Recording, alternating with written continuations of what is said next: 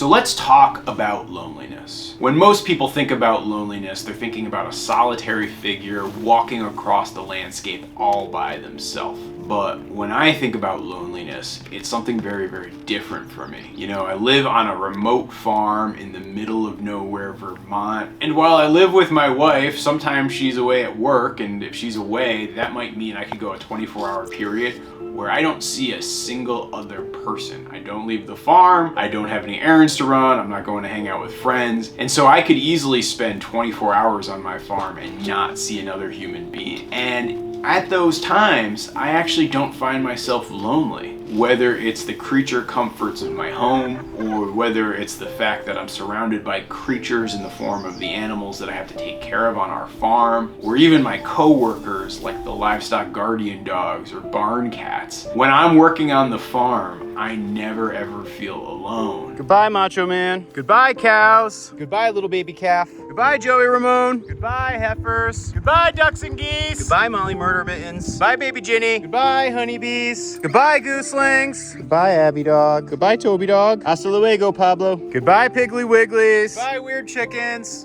Bye, wife. For me, loneliness takes a very different form. Because for me, loneliness always seems to strike whenever I leave my farm. You know, loneliness doesn't have to be about physical solitude. I mean, have you guys ever had that experience where you're in a crowded room and you feel so isolated and alone? I don't think I could possibly be the only person who feels that way. Have you ever had one of those small talk conversations where you just don't feel remotely understood? That too is a form of loneliness, and for me, I find that I experience it all of the time. When I'm back on the farm, yeah, there's a lot of solitude. I don't know what it is, but I feel like I get understood, whether it's Toby Dog or Ginny Barn Cat, or even looking at the geese and watching how they interact with the world. I feel much more understood on the farm than I do out in the broader world with people. And for those of you folks who identify with the same feelings I feel, I'm not saying that you need to go out there and spend your days communing with livestock and having in-depth conversations with chickens. But what I am saying is that it's important to acknowledge that yes, you can be surrounded by people and feel completely and utterly alone. And that, my friends, is okay,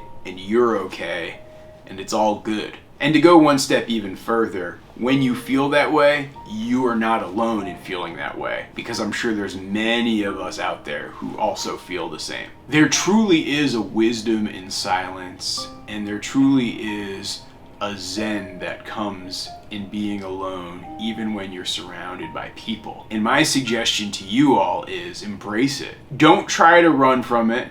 And don't judge yourself for feeling that way, but actually get lost in that sensation, because there's something about that solitude that provides you with some deep and meaningful reflection. And it's sometimes in that reflection that that's where the magic truly happens. Societal loneliness is a real thing, and it happens to many of us.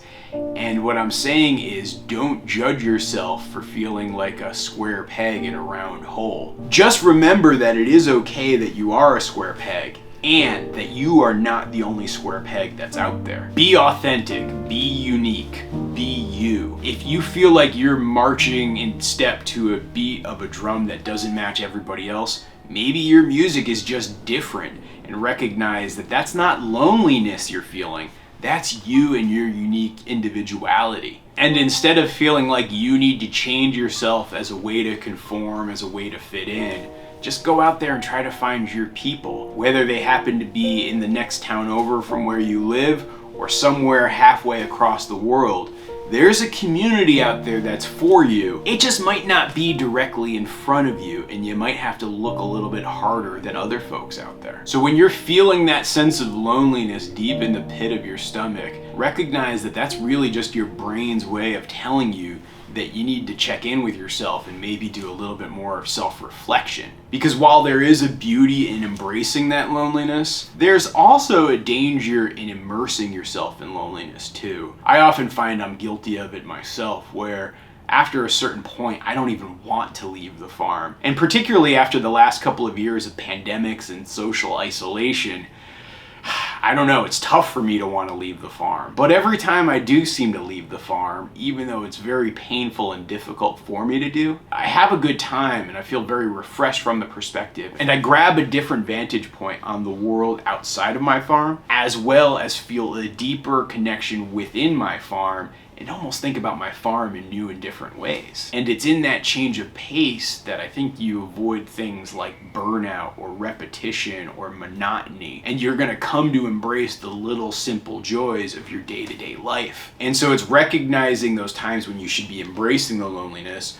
versus the times where you feel like the loneliness is sucking you down and bringing you down and putting you into a very bad headspace. Recognize those times too and know that that's the time you need to bring yourself up. That might be the time that you need to reach out for help and talk to somebody. And keep in mind that seeing the distinction between those two things is not easy and it's not a simple thing to do. In fact, please, if you don't take anything else away from this video, recognize that I struggle with it all the time. And I'm telling you that I have a hard time with discerning between helpful, constructive loneliness as well as hurtful and negative thought pattern loneliness. And it's just something you gotta really be very tuned into. And remember, much like the weather, loneliness is temporary. It can sometimes feel like it's never gonna ever stop raining, but let me just tell you, it will always eventually stop raining. Things just might get a little bit floody sometimes. And if you feel like you are flooded by that loneliness, that might be the indicator that now is the right time to look for some help. Whether it be a friend or a loved one or a professional, you might sometimes need to get that help to pull yourself up out of that flood. But just remember, like many other things in life, it's all about balance. Sometimes that loneliness can be really good and it can be powerful and it can be useful. And then other times it can really drag you down and create problems. And just know that there is no perfect ratio and you've got to just work to find that balance in yourself and in your world. And also know that this is a pep talk as much for you guys as it is for me, because right about now I've got to go out and leave my hotel room here and face the world and deal with something that's kind of scary and that's going to inevitably make me feel very, very lonely. Wish me luck, guys.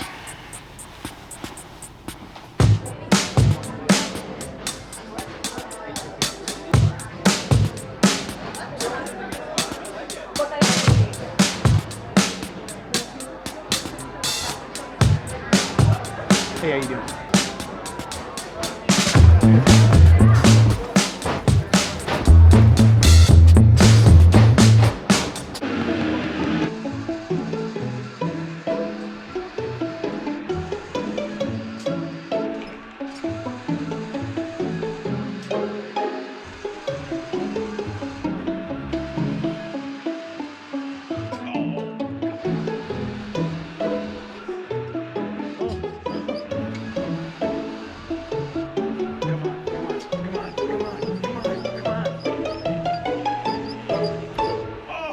Oh, dude, you're killing me. You're killing me, bro.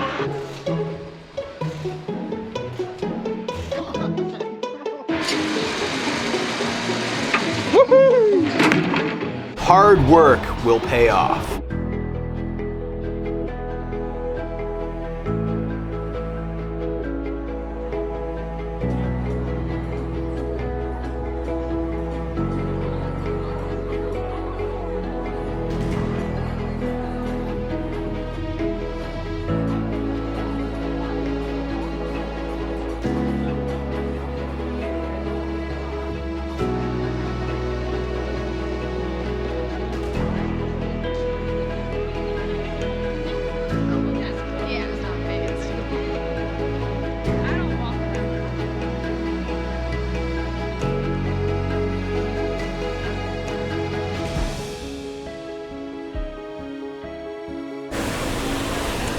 You know, I am really bad at following my own advice. These last couple of days have been draining, and never ever ever have I felt any lonelier than I feel like I feel right now. So all this week I'm in the Los Angeles area for VidCon. It's like the big annual like YouTube, TikTok, Instagram content creator conference or convention, and it's got, you know, all sorts of activities that are going on. You can see like there's like fans and folks hanging out. Inside that convention center there's like a whole bunch of like, you know, like industry seminars and people trying to sell you stuff and like all that sort of stuff. And I came out here for some meetings, and you know, people are always telling me to just check it out. And I gotta admit, I'm kind of overwhelmed. Like, I miss my wife, I miss my animals, I miss my farm. And I guess I just stopped to even record this to say that even despite the best advice I could offer, I'm feeling pretty gosh darn lonely right now.